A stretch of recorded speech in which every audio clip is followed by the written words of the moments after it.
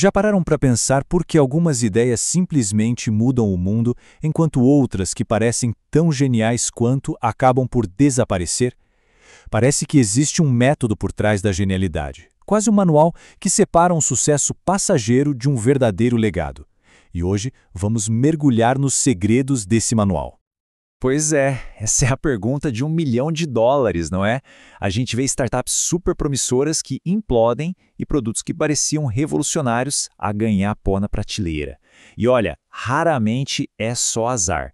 Muitas vezes, o fracasso já está escrito no processo bem antes do produto chegar ao mercado. E os números? Bem, os números são brutais. Se a gente for pela probabilidade pura e dura, a chance de uma inovação dar certo é menor do que uma em 10. É uma realidade bem dura, que nos força a procurar uma forma mais inteligente de fazer as coisas, uma estratégia para virar esse jogo. Tudo começa com a faísca, certo? A ideia em si. Só que nem todas as faíscas são criadas da mesma forma. A primeira parte da nossa análise foca-se exatamente nisso. Como é que podemos garantir que estamos a começar não só com uma boa ideia, mas com a melhor ideia possível? De um lado, temos aquele cenário que todo mundo conhece, a sessão de brainstorming meio caótica, muitas vezes dominada por quem fala mais alto e pelo pensamento de grupo. Mas do outro lado, temos uma abordagem muito mais eficaz, o modelo híbrido.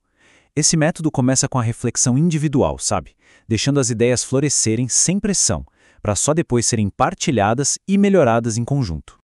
E aqui está a prova visual. Reparem bem neste gráfico. A barra do modelo híbrido mostra que a qualidade da melhor ideia é muito, mas muito superior à do modelo apenas equipa. Isso é fundamental, porque na inovação o que interessa não é a média das ideias. O que muda o jogo é aquela ideia verdadeiramente excepcional. Mas ter uma ideia genial não chega. Ela precisa da estratégia certa para sobreviver e crescer no mercado. E é aqui que entra o conceito de disrupção.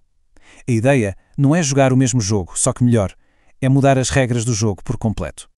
A inovação disruptiva, que ficou famosa com o Clayton Christensen, é exatamente sobre isso. Pensem nisto como uma espécie de jiu-jitsu empresarial. Uma empresa menor, com menos recursos, consegue desafiar os gigantes não pela força bruta, mas atacando segmentos de mercado que os grandes simplesmente ignoram. E esta tabela mostra os dois caminhos principais para essa disrupção.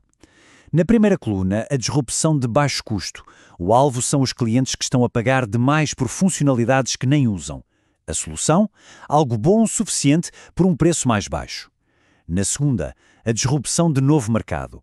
O objetivo é criar clientes a partir de não consumidores, ou seja, pessoas que antes simplesmente não tinham acesso àquele mercado.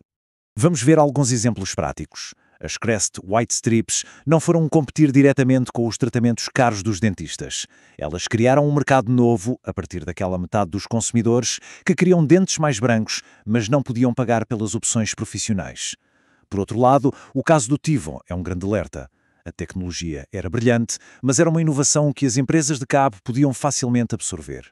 E foi o que fizeram, mostrando o perigo de ter uma grande ideia que os gigantes do mercado podem simplesmente copiar. Ok, então já temos a ideia e a estratégia, mas isso é só o começo.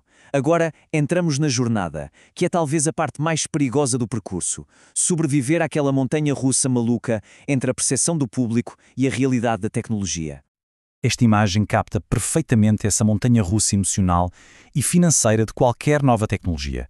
Há uma subida vertiginosa de entusiasmo, seguida por uma queda brutal.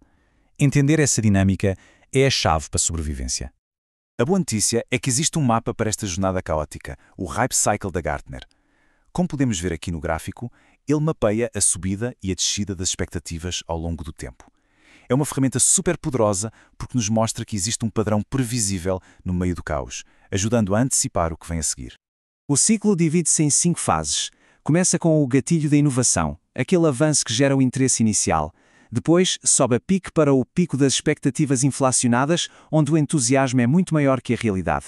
E então, inevitavelmente, vem a queda para o abismo da desilusão. Só quem sobrevive é que começa a subida lenta pela rampa da iluminação, até finalmente chegar ao planalto da produtividade. E o ponto crucial é este aqui, o abismo da desilusão. É aqui que o hype desaparece, os projetos falham, o financiamento seca. É o grande filtro da inovação. As tecnologias que sobrevivem a esta fase são aquelas que têm uma proposta de valor real e a persistência para continuar a melhorar. Certo, agora podemos pegar nestas três peças: a ideia, a estratégia e a jornada, e montar uma estrutura única. Isso permite-nos pensar de uma forma muito mais sistemática sobre qualquer nova tecnologia, seja para a criar ou para a adotar. O sucesso não está em dominar só um destes passos, mas sim na interação entre os três. É preciso uma faísca excepcional gerada por um processo eficaz. É preciso uma estratégia disruptiva que fuja da competição direta com os gigantes. E é preciso ter resiliência para navegar a jornada inevitável de hype e desilusão até à adoção em massa. E com esta estrutura toda em mente, vale a pena fazermos uma pergunta fundamental sobre nós próprios. Onde é que nos posicionamos? Saber se somos um early adopter, disposto a arriscar lá no pico das expectativas, ou um pragmático que prefere esperar pela rampa da iluminação, é uma decisão estratégica super importante.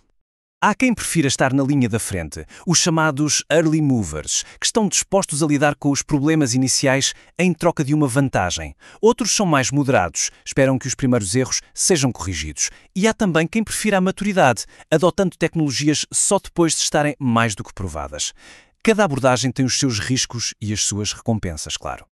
No fim de contas, tudo se resume a isto. A inovação que realmente muda o mundo não acontece por acidente. É o resultado de uma série de escolhas muito bem pensadas. A pergunta que fica no ar é: perante a próxima grande ideia, qual vai ser a sua escolha?